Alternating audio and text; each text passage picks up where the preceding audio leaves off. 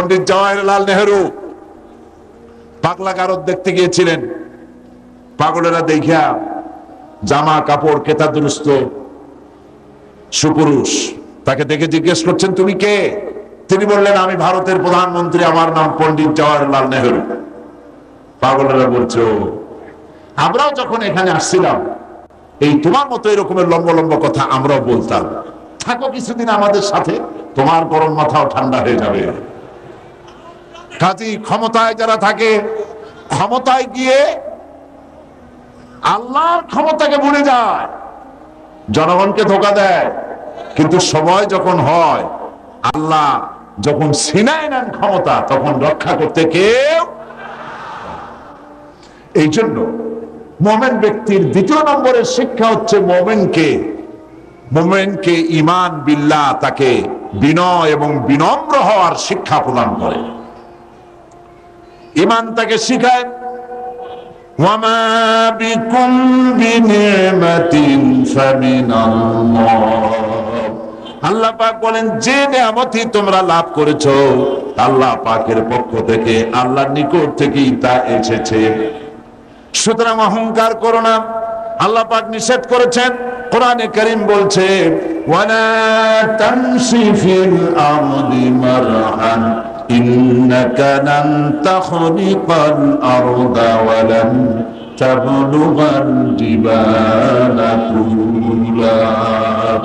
আল্লাহ পাক বলেন, অহংকার করে আমার জমিনের উপরে হেঁটো না, অহংকার করে পদাঘাত করে আমার জমিনটাকে বিদীর্ণ করে দিতে পারবে না, আর অহংকার করে লাভ দিয়া আমার পাহাড়ের উচ্চতাও ছাড়াই যেতে পারবে না।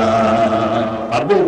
রাসূল করিম সাল্লাল্লাহু আলাইহি সাল্লামের কাছে এক মুশরিক এসেছিল একটা ভাঙা মূর্তি নিয়ে। হুজুর জিজ্ঞেস করেছিলেন যে, তোমার এই মূর্তিটা ভাঙা কেন?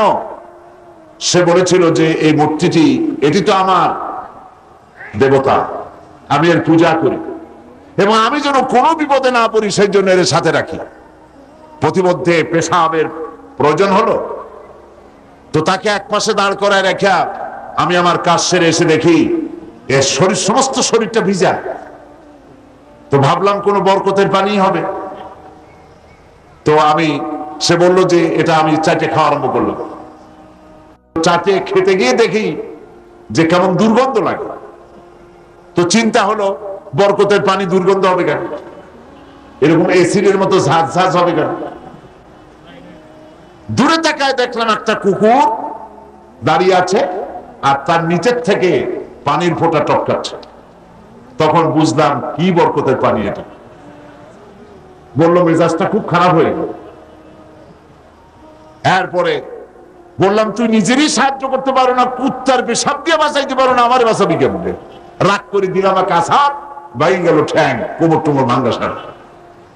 হাদিস শরীফ এসেছে, হুজুর সাল্লাল্লাহু আলাইহি ওয়াসাল্লাম তখন হেসেছিলেন। সে হাসিতে হুজুর সাল্লাল্লাহু আলাইহি ওয়াসাল্লামের দন্ত মোবারক বিকশিত হয়েছিল, দেখা দিয়েছিল। হুজুর বললেন, আমার কাছে কেন এসেছো? মুশরিক ব্যক্তি বলছেন, আমি আমার জীবনের ভুল বুঝতে পেরেছি, আমার ভুল বুঝতে পেরেছি, আমি আর অন্ধকারে থাকতে চাই না, আমি ইসলাম কবুল করতে এসেছি। আল্লাহ নবী তারে শিখালেন, পড়ো লা ইলাহা ইল্লাল্লাহু মুহাম্মাদুর রাসূলুল্লাহ। আল্লাহ ছাড়া কোন ইলাহা নাই, আইনদাতা নাই, বিধানদাতা নাই, এবং তিনি হচ্ছেন সমস্ত শক্তির উৎস। আজকে শক্তির উৎস বলা হয় জনগণকে। নেতা নেত্রীরা পার্লামেন্টেও বলেন, পার্লামেন্টের বাইরেও বলেন, জনসভায় বলেন, তারা বলেন শক্তির উৎস জনগণ, দেশের মালিক জনগণ। আল্লাহ পাক বলছেন, লিল্লাহি মা ফিস সামাওয়াতি ওয়া মা ফিল আরদ। আসমান এবং জমিনের একচ্ছত্র মালিকানা কার? আল্লাহ। আল্লাহর নাম নিলে কি লজ্জা করে? গুনাহ হবে? তো জোরে বলতে পারেন না কেন? আসমান এবং জমিনের একচ্ছত্র মালিকানা কার? সার্বভৌমত্বের মালিক আল্লাহ। আর ওরা বলছে সার্বভৌমত্বের মালিক হলো জনগণ। সম্পূর্ণভাবে মুশরিকানা কথা, শিরক, এই ধারণা পোষণ করা। দেশের মালিক জনগণ নয়, এটা মিথ্যে কথা, বাজে কথা। এবং জনগণ কখনো ক্ষমতার উৎস হতে পারে না। আল্লাহ পাকের কোরআন শরীফের সাথে সম্পূর্ণ বিপরীতমুখী কথা। আল্লাহ পাক কি বলছেন? আল্লাহ রাব্বুল আলামিন বলছেন, আন্নাল কুওয়াতা লিল্লাহি জামিআ, সমস্ত ক্ষমতা একচ্ছত্র মালিক, ক্ষমতার উৎস কে? আল্লাহ সুবহানাহু ওয়া তাআলা, তিনি হচ্ছেন ক্ষমতার মালিক। আল্লাহ পাক আরো বলেন, ওয়ামা লাকুম মিন দুনিল্লাহি মিন ওয়ালিয়্যিন ওয়ালা নাসীর, তোমাদের জন্য আল্লাহ ছাড়া কোনো সাহায্যকারী নাই, এবং তিনি একমাত্র, তিনি ছাড়া তোমাদের কোনো পৃষ্ঠপোষক নাই, সাহায্যকারীও কেউ নাই, পৃষ্ঠপোষকও কেউ না। কত রাষ্ট্র শাসক গোমরা বেদাতপন্থী ফকিরদের কাছে গিয়ে মুরিদ হইল, ক্ষমতা যখন চলে গেল সে বেদাতপন্থী ফকির তারে বাঁচাইতে পারল না। আমি নাম নিলাম না। আমাদের দেশেও এবং আমাদের দেশের বাইরেও, পার্শ্ববর্তী দেশেও মুসলমান রাষ্ট্র শাসক বেদাতি ফকির, বেসরা ফকির, এদের কাছে গিয়েছে, মুরিদ হয়েছে এবং মনে করেছে উনি আমার বাঁচাইবে, ক্ষমতা টিকায় রাখবে। ক্ষমতা যখন চলে গেল ফকিররা তার দিকে তাকায় থাকলো, নিজে ফকির, ওরে দেবে কি? ও নিজেই তো ফকির। ওয়াল্লাহু গানি ওয়াল্লাহুল গানিয়্যু ওয়া আনতুমুল ফুকারা, কেবলমাত্র বেনিয়াজ কে? যিনি কারো মুখাপেক্ষী নন, আর সব ফকির। সুতরাং তোমাদের কোনো পৃষ্ঠপোষক নাই, আল্লাহ ছাড়া কোনো বন্ধু নাই, ওলি নাই, মনিব নাই, কেউ নাই সাহায্যকারী। কে ছাড়া? এবার দেখুন আল্লাহ রাব্বুল আলামিন তার হাবিবকে লক্ষ্য করে বলছেন, ওয়া ইন ইয়ামসাসকাল্লাহু বিদুররিন ফালা কাশিফা লাহু ইল্লা হুয়া ওয়া ইউরিদকা বিখাইরিন ফালা রাদ্দা লিফাদলিহি। আল্লাহ পাক বলছেন, আল্লাহ যদি তোমার কোনো অকল্যাণ করতে চান, তোমাকে যদি কোনো বিপদে ফেলতে চান, তাহলে সেই বিপদ থেকে তোমাকে কেউ রক্ষা করতে পারবে না। আর আল্লাহ যদি তোমাকে কোনো ফজল ও করম করতে চান, অনুগ্রহ করতে চান, সে অনুগ্রহ প্রত্যাহার করারও ক্ষমতা কারো নাই। সুবহানাল্লাহ। এ কথা কাকে বলা হচ্ছে? আল্লাহ পাক বলছেন তার রাসূলকে। আল্লাহ যদি আপনার কোনো অকল্যাণ করেন, আল্লাহ যদি আপনার কোনো বিপদ দেন, সেই বিপদ থেকে আপনাকে কেউ রক্ষা করতে পারবে না। সুবহানাল্লাহ বলবেন না? আর আল্লাহ পাক যদি আপনাকে কোনো কল্যাণ দিতে চান, সেই কল্যাণ থেকে আপনাকে কেউ ফিরাইতে পারবে না। এই বিশ্বাস মনের মধ্যে রাখুন। এটাই হচ্ছে ঈমান। ঈমান বিল্লাহ, আল্লাহর প্রতি ঈমান। এই শিক্ষা আমাদেরকে দেয়। আমাদের কপাল পুড়ছে কেন? কপাল পড়েছে তো এই কারণে, আল্লাহকে ছেড়ে দিয়ে মানুষ মাজারে গিয়ে সেজদা দিয়েছে, কবরে গিয়ে সেজদা দিয়েছে, বেশরা ফকিরদের কাছে গিয়েছে। তাসাউফ একটি মহান বিষয়, একটি পবিত্র বিষয়। এই বিষয়টাকে ব্যবসায় পরিণত করা হয়েছে এবং তাওহীদের কনসেপশন ক্লিয়ার না থাকার কারণে শিরক এবং বিদআত চরমভাবে বেড়েছে। মানুষ এগুলির কাছে গিয়ে সাহায্য কামনা করেছে, যার ফলে আল্লাহ পাক নারাজ হয়েছে। মুমিন ব্যক্তি, ঈমান বিল্লাহ মুমিন ব্যক্তিকে এই ট্রেনিং দেয়, সে আত্মমর্যাদা সম্পন্ন হবে। সে কখনোই কারো কাছে হাত পাতবে না, তার মর্যাদা এত বাড়বে। সে রিস্কের ব্যাপারে, মানুষ তো রুজিটারই একটু বেশি, রুজি না হইলে বাঁচবে কি করে, রিস্কের জন্যই সে সংগ্রাম করে। হক কথা বলতে গলা আটকে আসে।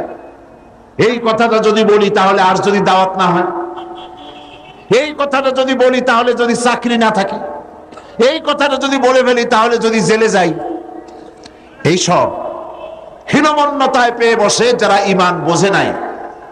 আর ঈমান যাদের উপলব্ধি হয়েছে, ঈমানের বুঝ যাদের এসেছে, ঈমান তাদেরকে শিক্ষা দিয়েছে রিস্ক রিস্কের জন্য হক কথা বলা থেকে বিরত থেকো না, কারণ রিস্কের মালিক কে?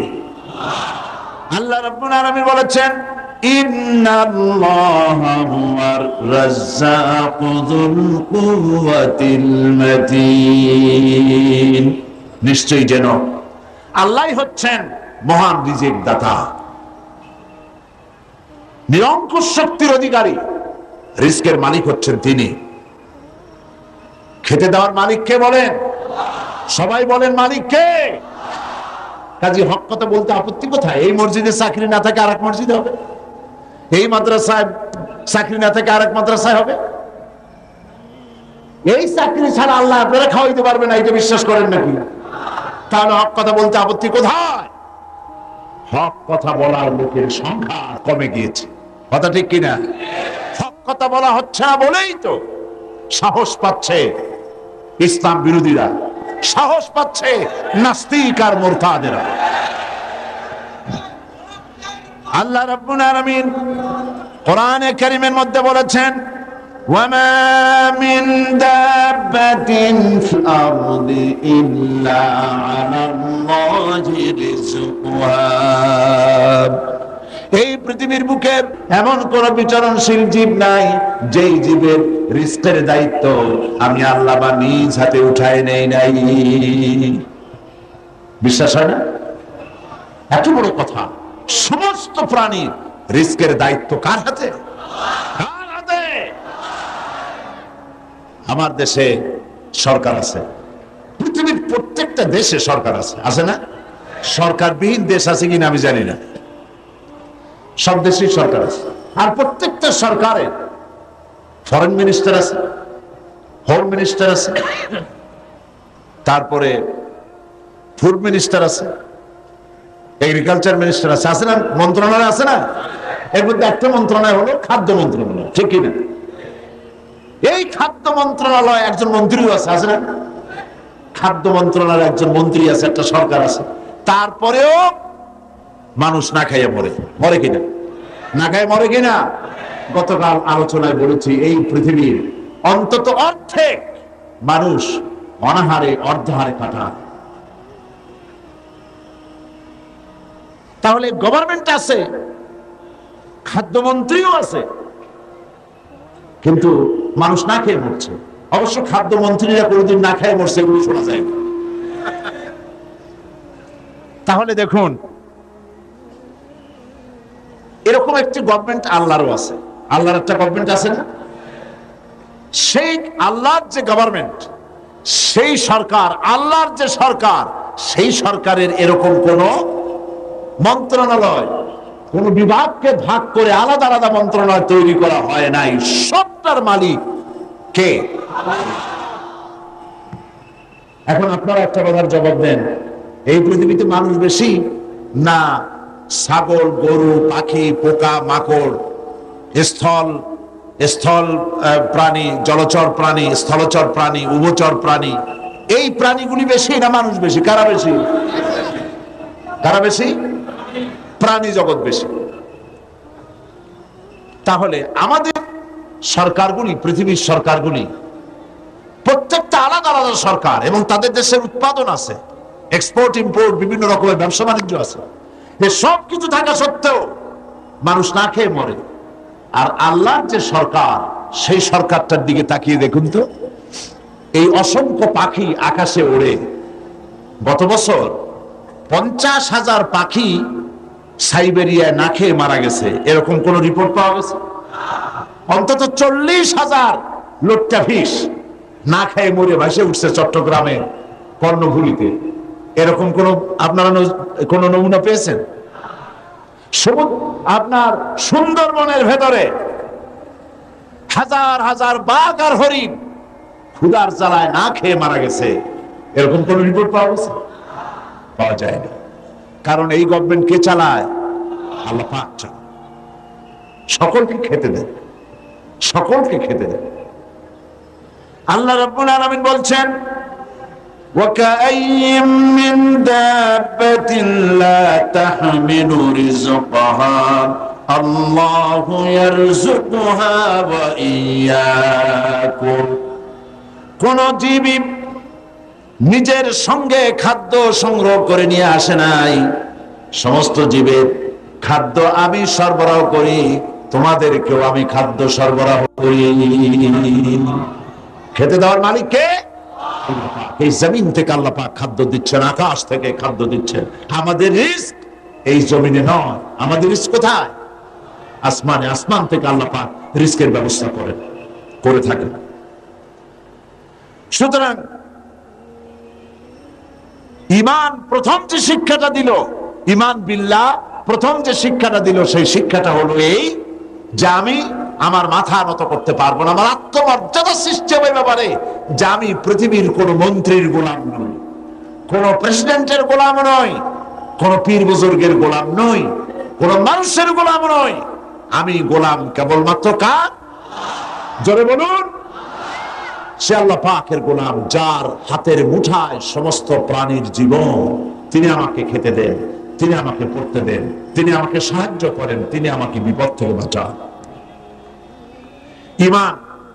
2 নম্বরে ঈমান বিল্লাহ মানুষকে যে শিক্ষা দেয়, সে শিক্ষাটা হচ্ছে মুমিনকে নিরহংকার বানায়। সুবহানাল্লাহ বলেন। মুমিন ব্যক্তির ভিতরে কোনো অহংকার জায়গা পাবে না। সে বিনয় হবে, বিনম্র হবে, নিরহংকার হবে। কারণ হচ্ছে আল্লাহ পাক তাকে বলেছেন ওয়া হুয়াল কাহিরু ফাওকা ইবাদি। আল্লাহর কর্তৃত্ব থেকে বেরিয়ে আসার ক্ষমতা কোনো মানুষের নাই। আল্লাহ পাক বলেছেন ইয়া মাশারাল জিন্নি ওয়াল ইনস, হে পৃথিবীর মানুষেরা আর জিনেরা, ইন ইসতাতা'তুম আন তানফুযু মিন আকতারিস সামাওয়াতি ওয়াল আরদ, যদি সম্ভব করতে পারো আমার আকাশের নিচের থেকে, আমার জমিনের উপর থেকে বেরিয়ে যাও। আল্লাহ পাক বলেন ফানফুযু লা তানফুযুনা ইল্লা বিসুলতান, কখনোই সম্ভব হবে না আমার আকাশের নিচ থেকে, আমার জমিনের থেকে বেরিয়ে যাওয়া।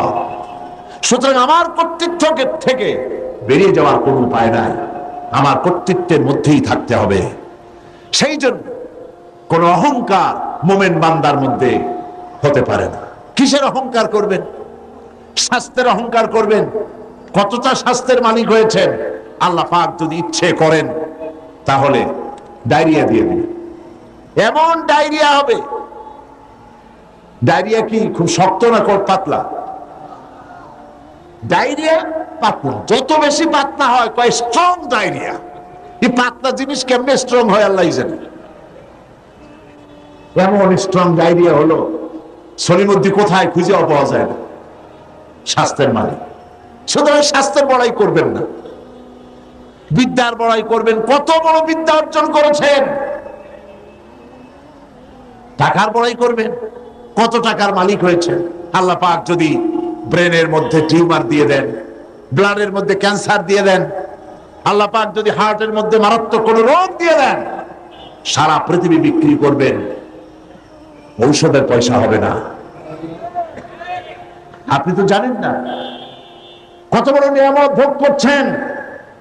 প্রতি মুহূর্তে শ্বাস ফেলছেন, শ্বাস গ্রহণ করছেন, নিঃশ্বাস ফেলছেন, শ্বাস গ্রহণ করছেন। এটা কি নিয়ামত নয়? বলেন, এটা কি নিয়ামত নয়? এই নিয়ামতটা আপনি বুঝেন না। এই নিয়ামতটা বোঝার জন্য যার শ্বাসকষ্ট আছে, শ্বাসকষ্টের রোগী আছে না, বুঝেন তো? শ্বাসকষ্টের রোগীর কাছে গিয়ে জিজ্ঞেস করেন, সে বলতে পারবে একটা শ্বাসের দাম কত। সুবহানাল্লাহ বলবেন না? সুতরাং আল্লাহ পাকের এই নিয়ামত, অর্থের নিয়ামত দিয়েছেন আল্লাহ পাক। অর্থের বড়াই করো না, স্বাস্থ্যের বড়াই করো না, বিদ্যার বড়াই করো না, ক্ষমতার বড়াই করো না। এই ক্ষমতা দেওয়ার মালিক আল্লাহ, আর সিনায় নেওয়ার মালিকও আল্লাহ পাক। মানুষ বোঝে না, মানুষ বোঝে না, ক্ষমতায় পাগল হয়ে বসে এবং সিংহাসনের চতুর্দিকে স্ক্রু নাট দিয়ে টাইট দিতে থাকে, যাতে কখনো এই চেয়ার ছাড়া না লাগে। চেয়ারের হাতল দুই হাত দিয়া ধরিয়া দুই পাও দিয়া পায়ের সাথে ব্যাট দিয়ে পেঁচাইয়া মজবুত হয়ে বসে থাকে, নড়বই না। কিন্তু থাকতে তো পারবে না, কি বলে?